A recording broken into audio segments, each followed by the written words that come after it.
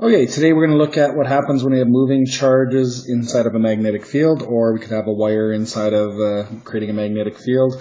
And we're going to look at what happens when certain scenarios occur. So we're going to be using our two formulas. Remember, we had magnetic force was QVB if it was a charge, and we had magnetic force was ILB if it was a wire. So both of those are going to be used, but now what we're going to look at today is combining it with some other sort of formula. So first off, let's figure out what happens when we have a charge in a magnetic field.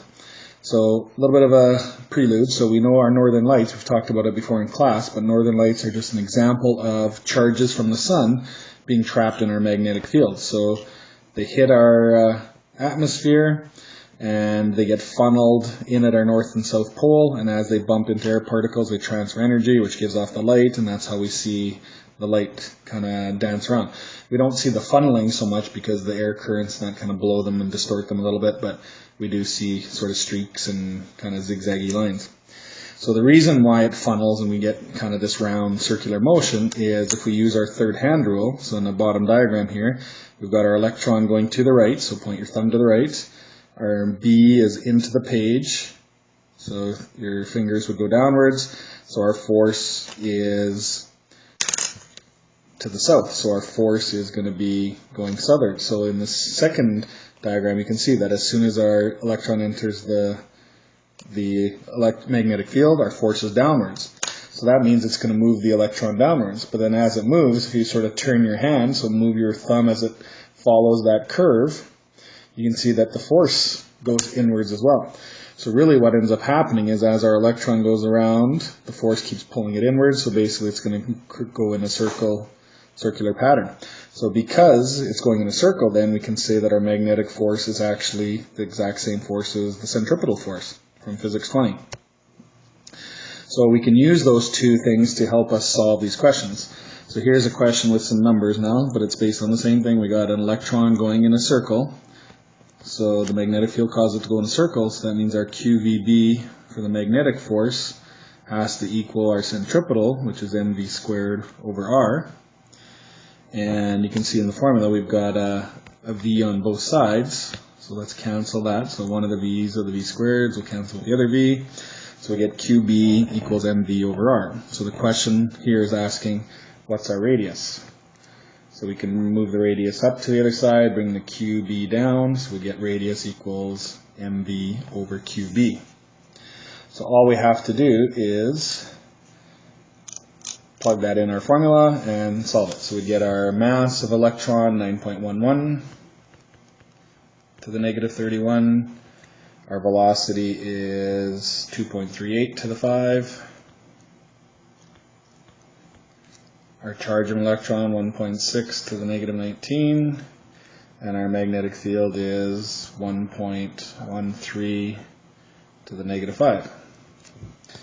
So we put all that in the formula, crunch it out, we get a radius of 0.12 meters. Okay, so pretty easy calculation. You just have to make your two forces equal to each other and solve it for whatever variable you want. So the next example we're going to look at, or a couple different examples, we're going to look at what happens if our charges are balanced by gravity. So they don't have to always be circular motion. We can have our forces canceling out with each other and doing different things. So this first one I've got here, this first example, is we got an alpha particle being shot into a magnetic field at 90 degrees. So we have our magnetic field, and it says the magnetic force on the alpha particle is acting upwards. So we have our alpha, so let's draw that as a +2 charge. And it says the magnetic force is acting upwards. So it says determine the speed at which it must be traveling so that the magnetic forces balance out the force of gravity pulling it down. So as we shoot this thing in there, we really don't care about the directions of the magnetic fields or anything else. We just basically have to see that we got magnetic pushing it up, gravity pulling down. So if it's actually going to travel in a perfectly straight line, those two forces have to be equal. So we just basically make them two equal. So we'd have QVB again, equal to mass times gravity this time. And the question's asking what's its velocity. So you'd have mg divided by QB. So all you have to do is plug all those numbers in. So our mass for an alpha particle is 6.65 to the negative 27. Our gravity is 9.81. And our charge of alpha particle is 3.2. And our B in the question is 4.9 to the negative 9, or 4.9 to the negative 7. So plug all that in, crunch it out, and we get 0.42 meters per second. So it doesn't have to go very fast, but if you think about it, the force of gravity is pretty weak. The mass times the gravity on an alpha particle is pretty small. So we're not going to need a very quick velocity at all in order to balance out that force downwards.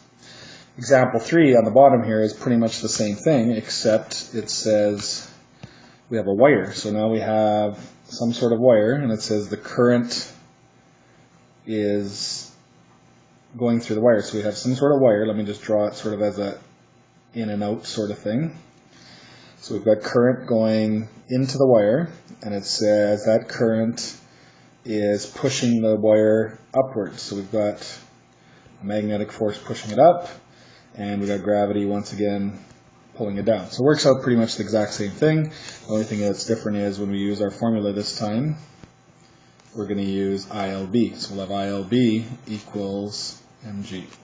And the question is saying, what's the mass of the wire in order to get these things to balance out? So we just have mass would be ILB divided by gravity. So our I, I'll write it over on the side here, so our current is 7.81 to the negative 2. Our L is 0.298. And our B is 3.75 to the negative 3.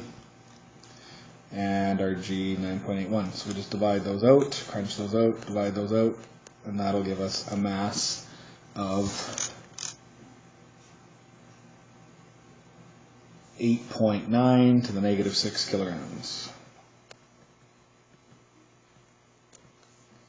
Okay, so it's pretty small, but once again, the gravity's not going to be very much, so we're not going to need much to push it upwards to balance it out. Okay, one last sort of example, and this one is where we're going to shoot our electron in again. So let's start with our electron, and we're going to be launching it horizontally. So it says we're going to set this up so our magnetic force and magnetic fields and electric forces sort of cancel each other out. So it says this time we have a charge plate of 250 volts, and they're 2 centimeters apart. So we're going to shoot this thing in, so let's suppose, and it really doesn't matter which way we do it, but they tell us in question A the top plate's positive, so let's use that.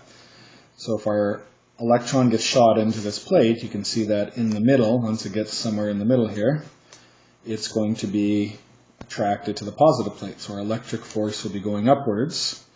And then it says we've got a magnetic field, so in this case we'd have a coil, a wire, or something around the battery, something like that. And it says the magnetic force is it would have to be going downwards, right? If it's not going to deflect, if our electron's going to keep going perfectly straight through, then our two forces have to balance out. So in this case, we'd have magnetic force equal to electric force. That's really the only thing that's different. So first thing, let's go through a few of these. So if our electric field, it says direction of the electric field, so our electric field always goes from positive to negative. So electric field is going to be downwards, but we saw here that our electric force was upwards. Okay, direction of magnetic field. So if our force is downwards and our E is to the right, so that means our B then has to be into the page. So letter B we'd have inwards, which would be the X, right? And then part C is asking what's our velocity. So once again, we just use our formulas, QVB, but in this time for electric force, we just go Q times electric field. And you can see our Q's will cancel. So our velocity is a pretty easy calculation. It's just E divided by B. So all we have to do is do our electric field, which we don't know. right? But we do know that electric field equals voltage over distance. So they give us that. So if we go 250 divided by 2 centimeters, so 250 divided by 0.02, we get an answer of 12,500, and our B is 0.045, so divide that, and that gives us a velocity of 2.8 if we round it off, times 10 to the 5 meters per second.